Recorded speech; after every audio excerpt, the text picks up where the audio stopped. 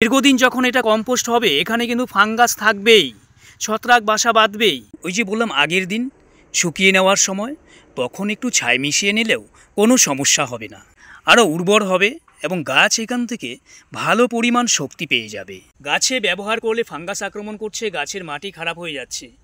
এটার থেকে কিভাবে এই কম্পোস্টটাকে আমরা ভালো রাখবো? মাস পরে অথবা 2 মাস পরে বস্তার থেকে এটা বের করুন। একই সিস্টেম, এখান থেকে ছত্রাক দূর হয়ে যাবে। বস্তা অথবা যদি আমাদের বাগানে সেরকম কোনো ড্রাম থাকে, ড্রামের মধ্যে স্টোর করে রাখবো। সারটা তো আর একদিনে শেষ হবে না, বা 2-3 বার ব্যবহার করলেও শেষ হবে না। তাহলে কি করব? সারটাকে কিভাবে জমা করব? এগুলো কিন্তু নরম, একটু ধরলেই সুন্দরভাবে ভেঙে যায়। এটাও যখন গাছের গুঁড়িতে দেওয়ার পরে কম্পোস্ট হয়ে যাবে, গাছ কিন্তু এখান থেকেও ভালো একটা খাদ্য পেয়ে যাবে। গাছে ফুল আসবে না, শুধুমাত্র ব্রাঞ্চ হবে, গাছের পাতা হবে, গাছের বৃদ্ধি হবে, কিন্তু ফুল আসবে না। আমার বাগানের প্রত্যেকটা গাছের জন্য খাদ্য মজুত করা আছে এই বস্তার মধ্যে।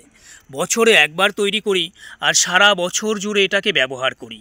বস্তা ভর্তি এই সারের সেরা যোগান হলো আমাদের বাড়ির পাশের গাছগুলির শুকনো পাতা। নমস্কার, আমি সঞ্জয় আর আপনারা দেখছেন my roof my garden YouTube channel. Leaf compost তৈরি নিয়ে আজকে ভিডিও নয়, তৈরি করবার পর ব্যবহার করবার পদ্ধতি। গাছে ব্যবহার করলে ফাঙ্গাস আক্রমণ করছে, গাছের মাটি খারাপ হয়ে যাচ্ছে। এটার থেকে কিভাবে এই কম্পোস্টটাকে আমরা ভালো রাখবো?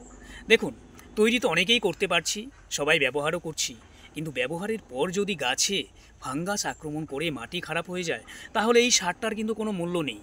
আজকের ভিডিওতে আমি দেখাবো কম্পোস্ট সার আপনি কিভাবে স্টোর করে রাখবেন এবং গাছে ব্যবহার করবার আগে এখানে কি করতে হবে, সেই সিস্টেমটা জানানোর জন্যই আজকের এই ভিডিও। বিষয়টা যদি প্রথম থেকে বোঝার চেষ্টা করেন তাহলে আপনার কাছে খুব সহজ হয়ে যাবে। ধরুন, এই বস্তার মধ্যে আমরা কম্পোস্ট তৈরি করব। এখানে পাতা মানে গাছের শুকনো পাতা জমা করব। 6 মাস 7 মাস বা 8 মাস যতদিনই লাগে না কেন এটা পচে যাবে। তারপরে এখান থেকে আমরা ঢালবো, ঢেলে এটাকে রোদ্রে শুকাবো। তার আগে কিছু কাজ করতে হবে, মানে কিছু এরকম বড় বড় গাছের ডাল, ছোটোগুলো বাদ দেবো না, বড় বড় যদি থাকে সেগুলিকে বাদ দেব। এবার রোদ্রে শুকানোর সময় আরেকটা কাজ আমাদেরকে করতেই হবে, সেটা হলো এর সাথে ছাই মিশিয়ে নিতে হবে। ছাইটা কি কাজ করবে? কারণ দীর্ঘদিন যখন এটা কম্পোস্ট হবে এখানে কিন্তু ফাঙ্গাস থাকবেই, ছত্রাক বাসা বাঁধবেই, আর এই ছত্রাকটাকে মুক্ত করবার জন্য আমরা ছাই মেশাবো। এরপরে বাগানের গাছের চাহিদা অনুযায়ী প্রত্যেকটা গাছের মধ্যে মুঠি মুঠি করে ব্যবহার করব। এবার এই সারটা তো আর একদিনে শেষ হবে না, বা 2-3 বার ব্যবহার করলেও শেষ হবে না। তাহলে কি করব? সারটাকে কিভাবে জমা করব? বিষয়টা খুবই সাধারণ। এরকম বড় বড় বস্তা অথবা যদি আমাদের বাগানে সেরকম কোনো ড্রাম থাকে, ড্রামের মধ্যে স্টোর করে রাখবো। এ ধরনের বস্তা যখন আমরা স্টোর করে রেখে দিলাম, তো বিপুল পরিমাণে তৈরি করি। আমার কাছে যেমন এই বস্তাটা পুরোপুরি ভর্তি আছে, আরও এখানে সেখানে আছে। বস্তার মধ্যেও যখন দীর্ঘদিন এগুলি জমা থাকে, এখানেও কিন্তু ছত্রাকের আক্রমণ হয়। তো আমরা যখন সেই ছত্রাক সহকারে কম্পোস্টটা গাছের গুঁড়িতে ব্যবহার করে ফেলি, তখনই কিন্তু গাছ ক্ষতিগ্রস্ত হয়। পরিত্রাণের উপায় তাহলে কি হবে? উপায় আছে। মাঝে মাঝে 1 মাস পরে অথবা 2 মাস পরে বস্তার থেকে এটা বের করুন। রৌদ্রোজ্জ্বল দিনে সকালবেলায় একটা খোলা জায়গায় বা ছাদের উপরে এটাকে ঢেলে দিন। সারা দিন রৌদ্রের আলোতে এটাকে শুকিয়ে নিন। যখন আপনি শুকিয়ে নেবেন, এখান থেকে ক্ষতিকারক ছত্রাকগুলি নষ্ট হয়ে যাবে, এখানে আর থাকবে না। যে পদ্ধতিটা বললাম সেটা একটু কষ্টকর। কেন কষ্টকর? দেখুন, এত বড় বড় বস্তা, মানে এখান থেকে সারটাকে ঢালা, রোদে শুকানো, আবার এটাকে স্টোর করা একটু কষ্টসাধ্য। তো প্রথমটা যদি না পারেন, দ্বিতীয় কাজটা হলো, ধরুন আপনি আগামীকাল গাছের গুঁড়িতে লিপ কম্পোস্ট ব্যবহার করবেন। আজকে যে কাজটা করতে হবে, এখান থেকে যে পরিমাণ আপনি ব্যবহার করবেন সেই পরিমাণ কম্পোস্ট সার তুলে নিন। তুলে নিয়ে রৌদ্রের আলোতে শুধুমাত্র এই অংশটাকেই শুকিয়ে নিন, তারপর এটা ব্যবহার করুন। একই সিস্টেম, এখান থেকে ছত্রাক দূর হয়ে যাবে। প্রথমবার যখন আপনি স্টোর করে রেখেছিলেন তখন যদি এখানে ছাই দিয়ে না থাকেন তাহলেও চলবে। যখন গাছে ব্যবহার করবেন, ওই যে বললাম আগের দিন শুকিয়ে নেওয়ার সময় তখন একটু ছাই মিশিয়ে নিলেও কোনো সমস্যা হবে না। আমি আমার বাগানের ক্ষেত্রে এই পদ্ধতিগুলি অবলম্বন করি, গাছের কিন্তু কোনো ক্ষতি হয় না।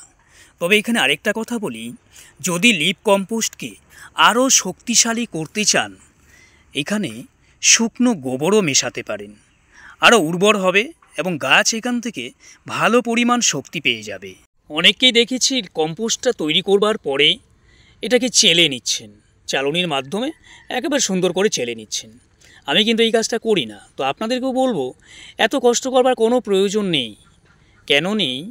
এখান থেকে তো আমরা বড় বড় যে টুকরোগুলি ছিল সেগুলিকে বাদ দিয়েছি, আর একদম ছোট সাইজে যেগুলি আছে প্রয়োজন এটাকেও বাদ দিতে পারেন, কিন্তু আমি বাদ দিই না। এগুলো কিন্তু নরম, একটু ধরলেই সুন্দরভাবে ভেঙে যায়। এটাও যখন গাছের গুঁড়িতে দেওয়ার পরে কম্পোস্ট হয়ে যাবে, গাছ কিন্তু এখান থেকেও ভালো একটা খাদ্য পেয়ে যাবে। আর আপনারা তো ব্যবহারের নিয়ম জানেন, কোন গাছে ব্যবহার করতে হবে, কখন ব্যবহার করতে হবে। সব গাছেই ব্যবহার করা যাবে, কিন্তু সাবধান একদিকেই, গাছে যখন ফুল আসবে, ফুল আসবার আগ মুহূর্তে কখনোই লিপ কম্পোস্টটা ব্যবহার করবেন না। কারণ লিপ কম্পোস্ট মানে হচ্ছে নাইট্রোজেনযুক্ত সার, আর নাইট্রোজেন যখন গাছ পেয়ে যাবে, গাছে ফুল আসবে না, শুধুমাত্র ব্রাঞ্চ হবে, গাছের পাতা হবে, গাছের বৃদ্ধি হবে, কিন্তু ফুল আসবে না। বিষয়টা নিয়ে যারা এতদিন চিন্তায় ছিলেন, আশা করি আজ থেকে আর চিন্তা হবে না, আপনার গাছ কোনো ক্ষতিগ্রস্ত হবে না। এই পদ্ধতিগুলো শুধু অবলম্বন করুন, জমা করে রাখুন। শুধুমাত্র ব্যবহার করবার আগের দিন বা 2 দিন আগে বা 3 দিন আগে সারটাকে শুকিয়ে নিন। যতটুকু ব্যবহার করবেন ততটুকুই শুকিয়ে নিন। পুরো বস্তার সার শুকোনোর প্রয়োজন নেই, এতে পরিশ্রম অনেকটাই বেশি। কারণ অনেকেই আছেন বয়স্ক ব্যক্তি, যারা এটা ওঠানো নামানো করা অনেকটাই অসুবিধা। তো যাই হোক, এই পদ্ধতির অবলম্বন করুন, গাছ কখনোই ক্ষতিগ্রস্ত হবে না এবং গাছ এখান থেকে তার পর্যাপ্ত পরিমাণ নাইট্রোজেন সার গ্রহণ করতে পারবে। প্রত্যেকে ভালো থাকবেন, সুস্থ থাকবেন, এই তথ্যটাই জানানোর ছিল। চ্যানেলের তথ্য যদি পছন্দ হয়, ভালো লাগে, তাহলে প্লিজ সঙ্গে থাকবেন আর চ্যানেলটা সাবস্ক্রাইব করে বেল নোটিফিকেশনটা অন করে দেবেন। আমি চ্যানেলে যখনই ভিডিও আপলোড করব, সঙ্গে সঙ্গে যেন আপনি পেয়ে যান। সবাইকে নমস্কার।